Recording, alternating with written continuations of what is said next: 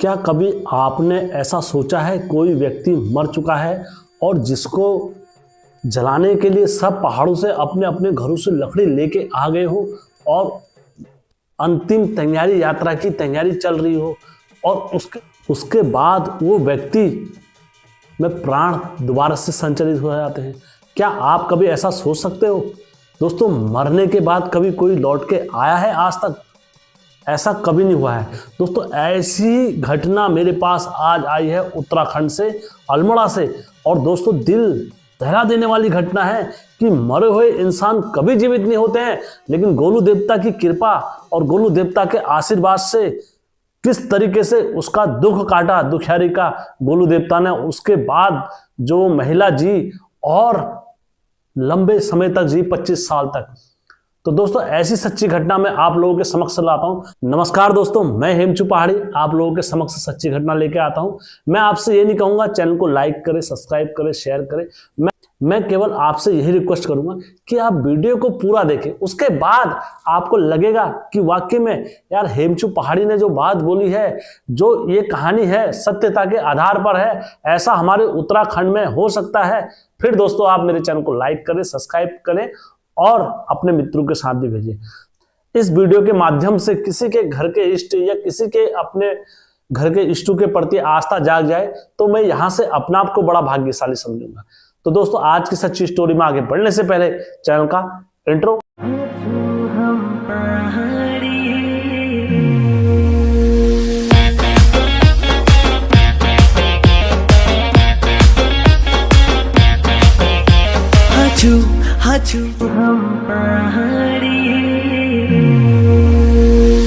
जय बिरकारा बजरंगी, हर हर हर हर हर हर हर हर हर महादेव। आप सभी भक्तों पर महादेव की कृपा और बजरंगबली का आशीर्वाद हमेशा बने रहने चाहिए। दोस्तों, आज की सच्ची घटना में आगे बढ़ने से पहले मैं आप सभी से जो पितृपक्ष दोस्तों आज की सच्ची स्टोरी में आगे बढ़ने से पहले जो इस वक्त पितृपक्ष चल रहा है और पितृपक्षों की कहानियां अगर आप लोगों के पास है तो अवश्य हेमचू पहाड़ी के साथ साझा करें।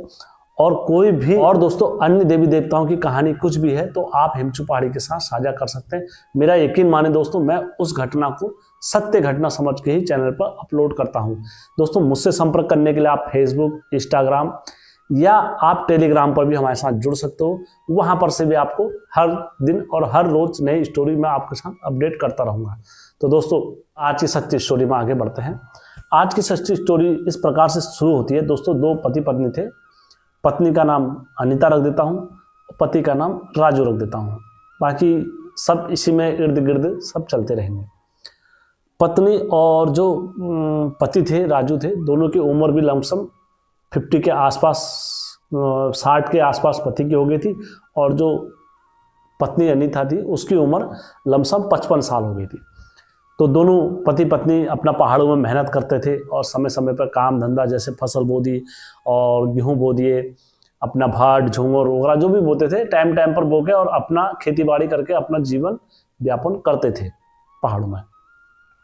समय तेजी से आगे बढ़ता रहा तो अनीता की क्या होने लग गई, अब तबीयत खराब होने लग गई। धीरे धीरे उसको बुखार आता था, धीरे धीरे उसकी कमर में दर्द। तो ऐसे करते करते एक दिन वो जंगलों में लकड़ी काटने वगैरह गई तो दोस्तों वहां पर से क्या हो गया, उस पर से छल आ गया और वहां पर वो छल गई। छलने के भी मैंने कई बार अपने वीडियो में बताते रहता हूं, तो इसलिए आपको पूरी कहानियां देखनी पड़ेगी। इसमें भी बताऊंगा तो ये कहानी भी फिर लंबी हो जाएगी, तो इसलिए मैं आपको बता देता हूँ। छल आ गया, छलने का मतलब हो गया उसको छल दिया। तो जब उसको छल दिया तो धीरे धीरे वो अपने घर में आई तो उसके धीरे धीरे कभी उसके हाथ काम करना बंद कर दे, या कभी उसके कमर में दर्द हो जाए, या कभी पेट में दर्द हो जाए, कभी सर में दर्द हो जाए। धीरे धीरे करके ऐसी उसकी तबीयत खराब होने लगी। तबीयत खराब होते होते इतनी तबीयत खराब हो गई वो बिस्तर से उठ नहीं पाई। जब बिस्तर से उठ नहीं पाई तो सब जगहों ने देखा, यार इन्होंने कहा क्या हो रहा। इन्होंने कहा इसको लकवा मार गया, इस वजह से नहीं उठ पा रही है। तो कुछ दिन तक उनने सोचा, जो भी था उनने कहा घर वाले इसकी खोज खबर करेंगे।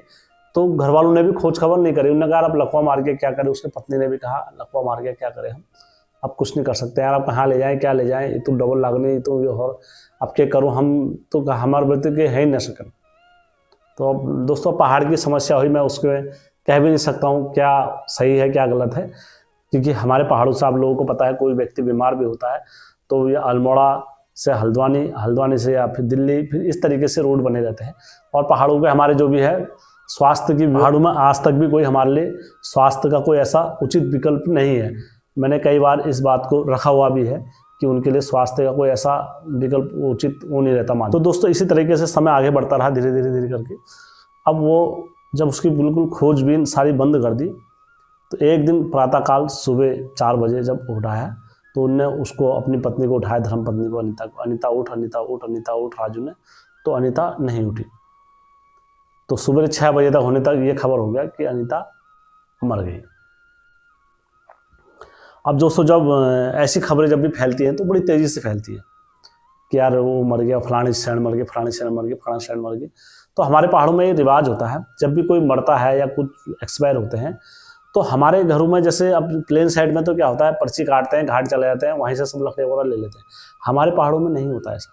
हमारे पहाड़ों में प्रत्येक घर से लकड़ी आती है, प्रत्येक घर से लकड़ी आती है। बोला जाता है जो अपने अपने हाथ से लकड़ी दे देता है तो एक एक लकड़ी से बहुत सारी चीज़ें हो जाती है। उसी प्रकार से इनका क्या हुआ, चिता वहाँ पर लगाई।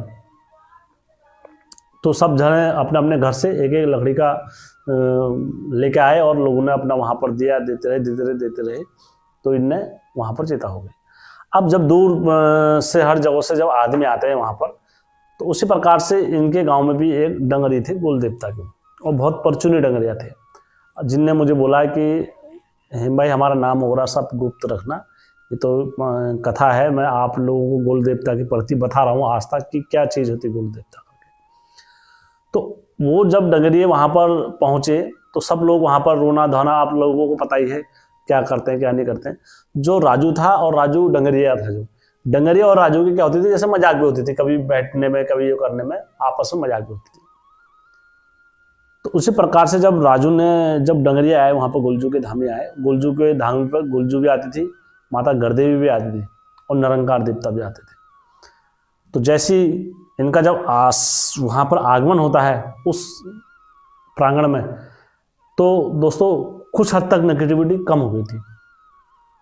तो जैसे उन्होंने कहा यार कहाँ है, दिखाओ जरा। अब होता ही है दोस्तों, अब जब कोई मरता है तो हर कोई हाथ देखता है उसका, वो सारी चीज़ें देखते हैं, शकल देखते हैं। तो उन्होंने कहा दिखाओ तो जरा, मैं कुछ कांचे दित कांचे भोज कांचे। जो उनका हस्बैंड थे वो उधर को रो रहे थे। और अब होता ही है दोस्तों, जब कोई व्यक्ति मरता है तो उसके आखिरी पलों के लिए हर कोई रोता है, उसके बिताए हुए पल और उसके हर लम्हे को, हर चीज़ को देख के, सोच के व्यक्ति को रोना ही आ जाता है। तो जो इनके हस्बैंड थे वो काफ़ी ज़ोर से रो रहे थे कि मेरी पत्नी एक्सपायर हो गई, मेरी पत्नी, अब कौन मुझे खाना बना के देगा, कौन मेरे लिए ये करेगा, कौन मेरी असल में माँ के बाद अगर कोई चिंता करता है आदमी की तो उसकी पत्नी करती है। तो वो पत्नी अब वो आदमी कहता है यार आज मेरी पत्नी भी नहीं रही, अब मेरी चिंता कौन करेगा, खूब ज़ोर से रो रहा था। तो इतनी देर में जो गोलजू के वो धामी थे उन्होंने कहा लाओ यार मैं भी देखता हूँ जरा भौजी को क्या हुआ है, हमारी भौजी को। तो जब वो भौजी को देखने गए तो उनने कहा भौजी जरा हाथ दिखाओ। तो भौजी, जब उन्होंने हाथ देखा भौजी का, जैसे उसकी नाड़ी में हाथ रखा, उनने नाड़ी नब्जों में हाथ रखा, तो दोस्तों उनकी नब्जें क्या होने लग गई, चलने लग गई। जिसने उनकी सांस रोकी थी उस टाइम पर के लिए, तो वो व्यक्ति उसी टाइम पर जैसे उनकी नाड़ी पर हाथ रखा तो वो उसने उसी टाइम पर उनका शरीर छोड़ दिया। और जैसे शरीर छोड़ा तो उनके हाथ में और पाँव हिलने लग गए। और जैसे उनके हाथ पाँव हिले तो दोस्तों उन्होंने कहा अरे कौन, कहाँ मर रखी, ये देखो, ये तो जिंदा है। तो जो उनका पति था कहता तुम मेरे साथ रोज ही मजाक करता है और आज भी तुम मुझे मजाक कर रहे हो, जो मेरी पत्नी मर रखी है तो तुम मेरे से मजाक कर रहे हो, तुम्हें शर्म नहीं आ रही है, तुम कैसे हो बताओ। उन्होंने कहा मैं तुझसे मजाक क्यों करूँगा, यहाँ आओ देखो, कह रहा हूँ मैं, यहाँ देखो। जब तक लोगों ने देखा, जब तक असल में वो औरत हिल रही थी, कम हिल। उन्होंने कहा ये तो हिल रही है। जैसे फिर उन्होंने देखा, उन्होंने कहा फिर जितने वहाँ अगल बगल के जो लकड़ी लेके आ रखे थे वहाँ पर उसी अवस्था में, तो सब लकड़ी फेंक के आए बाहर। और जैसे फिर उसको उठाया, उठाने के बाद उसके पानी हानि छिड़कने के बाद उसने तुरंत आँख खोली और आँख खोलने के बाद वो बैठ गई। जो व्यक्ति का शरीर ठंडा हो चुका हो, 4 घंटे से उसके प्राण निगल चुके हो और 4 घंटे बाद वो व्यक्ति पुनः अपनी अवस्था में बैठ जाए, असंभव, ऐसा कभी नहीं हो सकता है। लेकिन यहाँ पर ये हुआ है। जब वो उठकर अपनी जगह पर बैठ गई और बैठने के बाद इधर उधर देखा उसने, तो उन्होंने कहा जिसने मेरा हाथ पकड़ा था वो कौन है, उन्हें बुलाओ जरा। तो जिनने फिर डंगरिया आए गोल जी को, उन्होंने कहा हाँ मैंने पकड़ा। उन्होंने कहा अच्छा हो तुमने मेरा हाथ पकड़ा, मैं तुम्हें नमन करती हूँ। पता नहीं मेरे सांस वगैरह जो भी था दबी हुई थी, अब मेरी सांस फिर से चालू हो गई। अब मुझे क्या करना है आगे, क्या कैसे करना है आप हमें बताओ। तो उन्होंने कहा तुम एक काम करो, फिर अपने घर में एक जागर लगाओ, जागर की व्यवस्था करो, और हम आज या कल में तुरंत हम आते हैं यहाँ पर। उन्होंने कहा ठीक है। तो दोस्तों उसके अगले दिन इनके घर में जागर हागर की पूजा वगैरह सब करी गई, और जब करी गई इसके वहाँ पर जागर की व्यवस्था सब पूरी करी गई, तो सब जागर दास वगैरह सब आते हैं। आने के बाद जब जागर लगाते लगाते वहाँ पर जितने भी लोग थे सब नाचे, उनके घर के देवी देवता सब नाचे। नाचने के बाद जब न्योतार का जो डंगरिया आया था गोयल का, तो उसे नचाया तो वो नहीं नाचा। उन्होंने कहा यार ये क्या हो रहा है, के काव है कि मतलब जो तुमने तो मतलब इसका औरत का संकट हाथ पकड़ते ही काट दिया, अब तो आने आने बाट के लहरा जहाँ सा परमेश्वर महाराज के हो के काव है, तुम जो छा अघिन के ना आओ और ये बाटले खोलो और हमारे बाटले खोलो, तो बाट बंद है यहाँ पर। तो वो जागर लगाए, वो नहीं नाचा। तो गुरु परेशान हो गए। उन्होंने कहा यार आखिर क्या होता है, क्या हो रहा है, ये देवता क्यों नहीं नाच रहा है, क्या कारण हो गया इसका? मतलब देवता तो गोयल देवता तो परचूनी है और एकदम इनको आना चाहिए, इन्हें पर्चे दे रखे हैं, तो क्या कारण हो रहा, कुछ ना कुछ राग खराब हो। तो अब क्या हुआ दोस्तों, जब ये बात हुई वहां पर, तो औरत जो थी वो अपने स्थान पर बैठ के रो रही थी, कह रही थी अब क्या होगा, कैसे होगा, मेरा तो अब कोई नहीं रहा, अब मैं फिर मर जाऊंगी कल को। तो अब मेरे को तो डर भी लग रही है कि अब जो ने मेरे को बचाया, जिनने मेरी रक्षा करी, अब वो ही नहीं आ रहे हैं। अब पता नहीं क्या लगा है, क्या बीजा है, अब मेरी रक्षा कौन करेगा, कैसे करेगा, अब मुझे तो नहीं लग रहा मेरी रक्षा होगी यहाँ पर से। उन्होंने कहा यार कैसे होगा। तो वो जोर जोर से रोने लग गई, खूब जोर जोर से रोने लग गई औरत, इतनी जोर जोर से रोने लग गई, फुट फुट से, जैसे मानो कि एक व्यक्ति को जैसे मौत का भय सताता है, एक व्यक्ति को खौफ सताता है, एक व्यक्ति को खामोशी अंदर से मारती है, उस प्रकार से उस महिला को, अनीता को अंदर से ही घुटन हो रही थी कि आज क्या हो गया, कैसे हो गया। हे बाला गौरिया, हे राजवंशी बाला गौरिया, तुम क्यों नहीं आ रहे हो, तुमने मेरे प्राण बचाए हैं और अब तुम यहाँ पर क्यों नहीं आ रहे हो, जो होगा जैसा होगा मैं करूंगी। तुम राजवंशी बाला गौरिया होगे, तुम होगे अगर अपने मामू के भाणिज, तो इस स्थान पर आओगे और मेरा दुख काटकर और मेरा यहाँ पर फैसला करके जाओगे, तब मैं कहूंगी तुम राजवंशी बाला गौरिया हो। जैसे ये उन्हें वचन बोले वहां पर, वचन बोलने के बाद दोस्तों बाला गौरिया हो कहने का मतलब समझते कि बोली पड़ना, और जैसे ये बोली गोयल देवता के थान में पड़ी, तो दोस्तों उस गद्दी में से जहां से अब तक कोई कंफर्म, जहां से अब तक कोई हिल नहीं रहा था, जहां से कोई अब तक आवाज नहीं आ रही थी, वहां से अब सुसुराहट की आवाज आने लग गई, जैसे देवते प्रकट होने लगे होंगे धीरे धीरे धीरे धीरे धीरे धीरे धीरे। वहां से जैसी ये वचन बोले उसने कि आज के तू कैसा बाल गौरिया है, तू होगा अपने मामू का भाणी, तो इस भरी सभा में आएगा। बीच में चपड़ खान की जहाज ला रहे जो मामू क्या कारी से माता मान जाल गौरी से मामू की जहाज ला रहे चपड़ खान में जा चपड़ा खाना धागा बड़ी रे जा तेरी यादा धागा बड़ी रे जा चपड़ा खाना धागा बड़ी रे चपड़ा खाना धागा बड़ी रे चपड़ा खाना धागा बड़ी रे चपड़ा खाना धागा बड़ी रे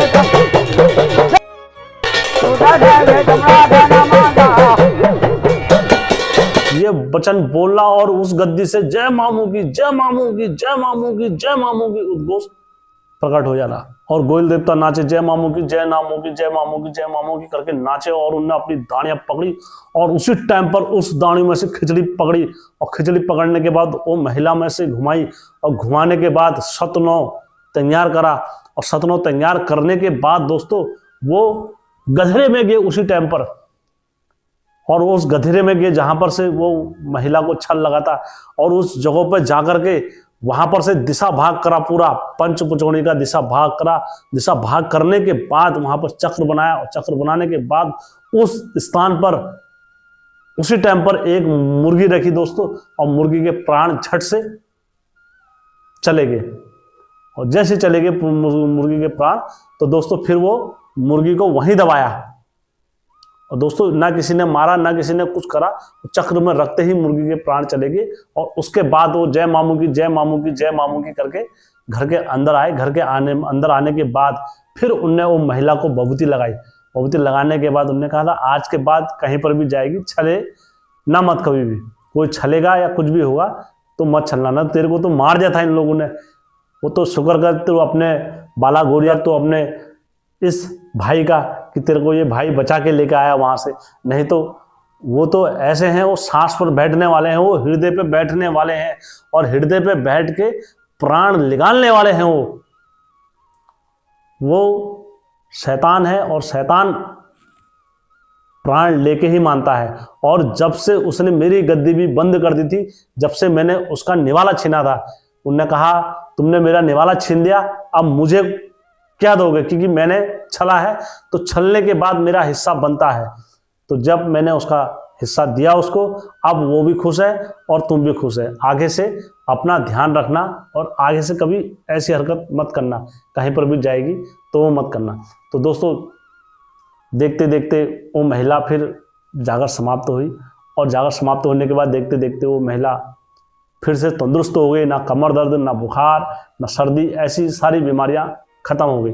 खत्म होने के बाद दोस्तों धीरे धीरे महिला के दिन अच्छे बीतने लगे। अच्छे बीतने के बाद वो महिला उसके बाद दोस्तों 25 साल और जी। 25 साल और जीने के बाद दोस्तों फिर उसका बाद में स्वर्गवास हुआ। तो दोस्तों ऐसी एक सच्ची घटना गोयल देवता की आई है। मरे हुए को अगर जिंदा कोई भी कर सकता है तो वो गोयल देवता है, लेकिन किसी के प्राण छूट जाए उसको अगर जीवित करने की शक्ति है तो राजवंशी बाला गोरिया में है।